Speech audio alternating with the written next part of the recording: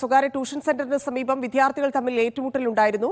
10ാം ക്ലാസ്സുകാരന്റെ നില അതീവ ഗുരുതരമായി തുടരുന്നു എന്നാണ് നമുക്ക് അറിയാൻ സാധിക്കുന്നത്. സ്വകാര്യ ട്യൂഷൻ സെന്ററിലെ ഫെയർവെൽ പരിപാടിയുമായി അനുബന്ധിച്ചുള്ള തർക്കമാണ് ഈ സംഘർഷത്തിന് കാരണമായത്. പരിക്കേറ്റ വിദ്യാർത്ഥി കോഴിക്കോട് മെഡിക്കൽ കോളേജിൽ ചികിത്സയിലാണ്. ഫൈസൽ നെടുമാല ചേരുന്നുണ്ട്. ഫൈസൽ, കുട്ടിയുടെ സ്ഥിതി അതീവ ഗുരുതരമെന്നാണല്ലോ അറിയുന്നത്.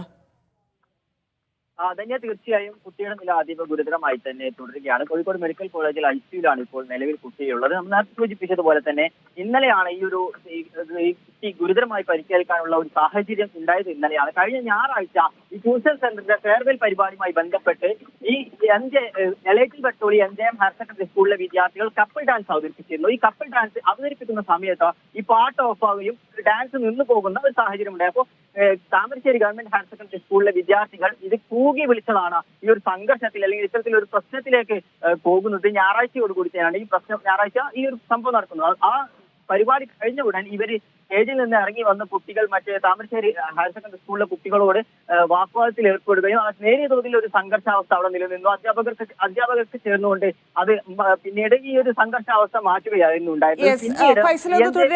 ട്യൂഷൻ സെന്ററിന്റെ ഉടമ പ്രവീഷ്, അതിന്റെ പ്രതിനിധി പ്രവീഷ് ചേരുന്നുണ്ട്. പ്രവീഷ്, ഇതെന്താണ് സംഭവിച്ചത്? ആ കുഞ്ഞിന്റെ അവസ്ഥ എന്താണ്?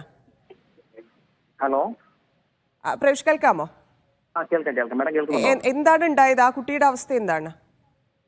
ഇത് പ്രോബ്ലം എന്താ വെച്ചാൽ കഴിഞ്ഞ ഞായറാഴ്ചയാണ് ഇവിടെ ഇൻസ്റ്റിറ്റ്യൂട്ടിൽ ഒരു ഫെയർവെൽ പ്രോഗ്രാം നടന്നത്. ഹലോ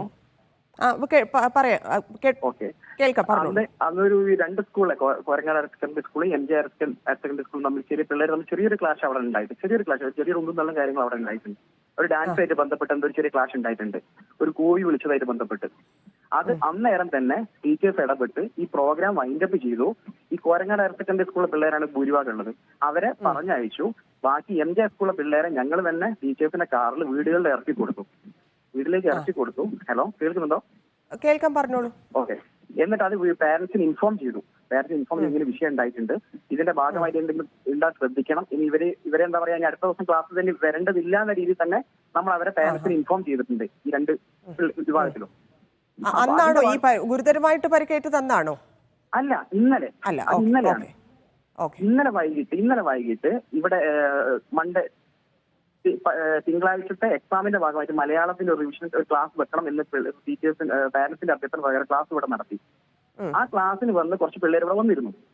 ആ സമയത്താണ് കുറെ MJ സ്കൂൾ പറയുന്ന കുറെ പിള്ളേർ സംഘടിച്ച് ഇവിടെ വന്നത്. ഇവിടെ അല്ല വന്നത്, നമ്മുടെ സ്ഥാപനത്തിന്റെ അടുത്തല്ല, കുറച്ച് അപ്പുറത്താണ് മാറിയിട്ടാണ് വന്നത്. അവിടെ ഇവരെന്തോ അങ്ങനെയാണ് പുറത്ത് നമ്മൾ അറിഞ്ഞത്. കുറെ വാട്സപ്പ് ഗ്രൂപ്പിൽ വഴി മെസ്സേജ് അയച്ചെന്നോ ഇവരെല്ലാം കൂടി ഇവിടെ വരണം എന്ന് പറഞ്ഞിട്ടാണ് അവിടെ എല്ലാവരും ഇവിടെ വന്നത്. അപ്പൊ ഈ അന്ന് സംഘർഷമായിട്ട് ബന്ധപ്പെട്ട് കോരങ്ങാട് സ്കൂളിലുള്ള പിള്ളേർ ഇവിടെ ഇവിടെ വന്നിട്ടുണ്ടാവും എന്നുള്ള ധാരണയിലായിരിക്കും അവർ വന്നത്. പക്ഷെ അവർ ഇന്നലെ ഇവിടെ വന്നിട്ടില്ല, അവരോട് വരണ്ടെന്ന് പറഞ്ഞതായിരുന്നു. അതായത് കോരങ്ങാട്ടുകാര് ഈ MJ സ്കൂളുകാരെ അടിക്കാൻ വേണ്ടിയിട്ട് വന്നതാണ്? അല്ല, അങ്ങനെയല്ല, തിരിച്ചാണ്. എനിക്കറിയില്ല, MJ സ്കൂളുകാരാണ് സംഘടിച്ച് വന്നത്. MJ സ്കൂൾ പിള്ളേരാണ് ഭൂരിഭാഗം. ഇവിടെ പഠിക്കുന്ന പിള്ളേരല്ല ഈ വന്ന പിള്ളേർ ഒന്നും. ഈ ആശുപത്രിയിലുള്ളത് കോരങ്ങാട് സ്കൂളിലെ കുട്ടിയാണോ? അല്ല, ആശുപത്രിയിലെ MJ സ്കൂളിലെ മോനാണ്. ഓക്കെ. MJ സ്കൂളിലെ മോനാണ് ആശുപത്രി ഉള്ളത്. ആ മകൻ ഇവിടെ നമ്മളെ ഇൻസ്റ്റിറ്റ്യൂട്ട് പഠിക്കുന്ന മോനല്ല.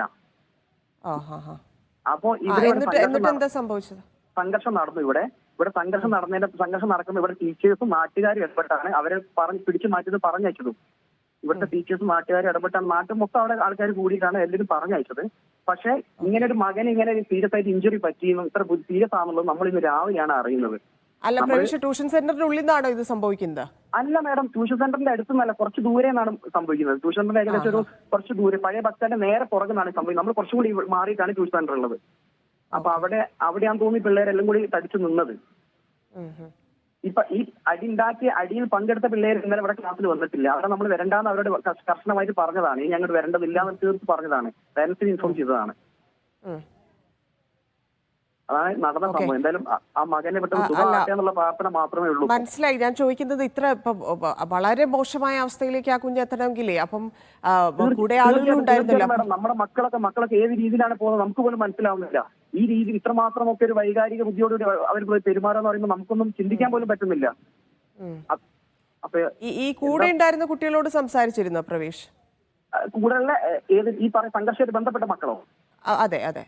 ഇല്ല, അവരെ സംസാരിക്കാൻ നേരെ കിട്ടിയില്ല നമുക്ക്. നമ്മൾ പിന്നെ അവരെ രാവിലെ പിന്നെ നമ്മളങ്ങനെ പോലീസ് കസ്റ്റഡി എടുത്തു നോക്കിയാൽ നമുക്ക് കിട്ടിയ വിവരം.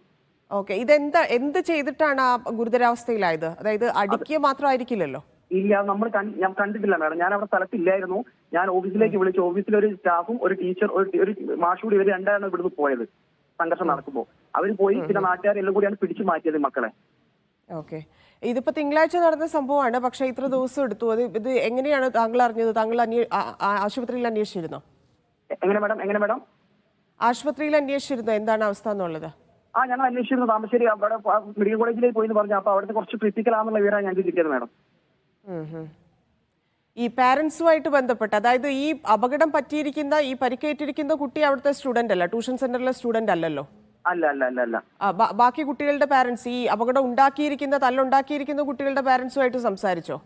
അവരെ ഞങ്ങൾ വിളിച്ചിട്ട് രണ്ടുപേരെ കിട്ടിയിട്ടുണ്ട്. അവരോട് കാര്യം അവരും പറഞ്ഞു അവരൊരു വിഷയമായിട്ട് ബന്ധപ്പെട്ട് പറഞ്ഞവര്. ഓക്കെ ശരി, നന്ദി പ്രബീഷ്, ഇത്രയും വിവരങ്ങൾ പങ്കുവച്ചതിന്. Okay, thank you. Faisal Nedumala വീണ്ടും ചേരുന്നുണ്ട്. ഫൈസൽ, ഇതൊക്കെയാണ് സംഭവിച്ചിരിക്കുന്നത്. ഇതിന്റെ സാക്ഷിയായ, ഈ സംഭവം നടക്കുന്നത് കണ്ടിട്ടില്ലെങ്കിൽ പോലും ഇതുമായി ബന്ധപ്പെട്ട ഒരാൾ സംസാരിക്കുമ്പോൾ ഇത്രയും ഡീറ്റെയിൽസ് കിട്ടുന്നുണ്ട്. അപ്പം ഇത് വെച്ച് നോക്കുമ്പോൾ അതിക്രൂരമായിട്ട് ആ കുഞ്ഞിനെ മർദ്ദിച്ചിട്ടുണ്ട്. വലിയ സംഘർഷം അവിടെ ഉണ്ടായിട്ടുണ്ട്. ഈ താമരശ്ശേരി പഴയ ബസ് സ്റ്റാൻഡിന്റെ ആ ഭാഗത്ത് വെച്ചാണ് ഇത് ഉണ്ടായിരിക്കുന്നത്. ഇതിൽ പാരന്റ്സ് പരാതിപ്പെട്ടിട്ടുണ്ടോ? ഇത്ര ദിവസമായിട്ടുണ്ട്, പോലീസിൽ പരാതിപ്പെട്ടോ? പോലീസ് ഇതിൽ ഇടപെട്ടിട്ടുണ്ടോ? എന്താണ് മറ്റു വിവരങ്ങൾ? അതന്നെ, തീർച്ചയായും ഞായറാഴ്ചയാണ് ഈ ഫെയർവെൽ നടന്നത്. ഇന്നലെയാണ് ഈ ഒരു സംഘർഷം ഉണ്ടാകുന്നത്. ഞായറാഴ്ച ഫെയർവെൽ ഉണ്ടായിരുന്ന സമയത്ത് നേരിയ തോതിൽ സംഘർഷം ഉണ്ടായിരുന്നെങ്കിലും അധ്യാപകർ ഇടപെട്ട് ഇത് ഒഴിവാക്കുകയായിരുന്നു. പിന്നീട് വാട്സപ്പ് ഗ്രൂപ്പിൽ ഇത്തരത്തിൽ ഈ MGM ഹയർ സെക്കൻഡറി സ്കൂളിലെ വിദ്യാർത്ഥികൾ സംഘടിച്ചുകൊണ്ട് ഇന്നലെ വൈകിട്ടോടുകൂടി താമരശ്ശേരിയിൽ എത്തുകയായിരുന്നു എന്നാണ് നമുക്ക് ലഭിക്കുന്ന വിവരം. ഇന്നലെ വൈകിട്ടാണ് ഈ ഒരു സംഭവം, അല്ലെങ്കിൽ ഈ അക്രമത്തിന് ഇരയായിരുന്ന ഒരു സാഹചര്യം ഉണ്ടായത്. ഇന്നലെ വൈകിട്ട് ആ കുട്ടിയെ വിദ്യാർത്ഥികൾ ചേർന്ന് വീട്ടിലെത്തുകയും കുട്ടിയുടെ അവശത കണ്ട് രക്ഷിതാക്കളാണ് ഈ കുട്ടിയെ ആദ്യം താലൂക്ക് ആശുപത്രിയിലേക്കും പിന്നീട് കോഴിക്കോട് മെഡിക്കൽ കോളേജിലേക്കും മാറ്റുന്നത്. കുട്ടിയുടെ നില നാം നേരത്തെ സൂചിപ്പിച്ചതുപോലെ ഗുരുതരമായി തുടരുകയാണ്. പോലീസ് ഇതുമായി ബന്ധപ്പെട്ട് കേസ് രജിസ്റ്റർ ചെയ്തിട്ടുണ്ട്. ഈ സംഭവത്തിൽ 4 പേരാണ് ഇപ്പോൾ താമരശ്ശേരി പോലീസിന്റെ കസ്റ്റഡിയിലുള്ളത്. ഇവരെ ചോദ്യം ചെയ്തു വരികയാണ്. ബാക്കി എന്തൊക്കെയാണ് വിവരങ്ങൾ എന്നുള്ളത് ഈ തുടർന്നുള്ള ഒരു അന്വേഷണത്തിൽ, അല്ലെങ്കിൽ വരും മണിക്കൂറുകളിൽ ഇതുമായി ബന്ധപ്പെട്ട വിവരങ്ങൾ നമുക്ക് ലഭിക്കുമെന്ന് തന്നെയാണ് ഈ ഒരു അവസരത്തിൽ നമ്മൾ കരുതുന്നത്. എന്തായാലും വളരെ നിസ്സാരമായി തുടങ്ങി വെച്ച ഒരു പ്രശ്നം ഇന്ന് ഒരു കുട്ടിയുടെ ജീവന് പോലും ഭീഷണിയാവുന്ന തരത്തിലേക്ക് മാറി. അതാണ് ചെറിയ പ്രശ്നങ്ങളാണ് ഇത്ര വലിയ ഗുരുതരമായ അവസ്ഥയിലേക്ക് ആ കുഞ്ഞിനെ എത്തിച്ചിരിക്കുന്നത്. ഫൈസൽ നെടുമാലയാണ് വിശദാംശങ്ങൾ നൽകിയത്.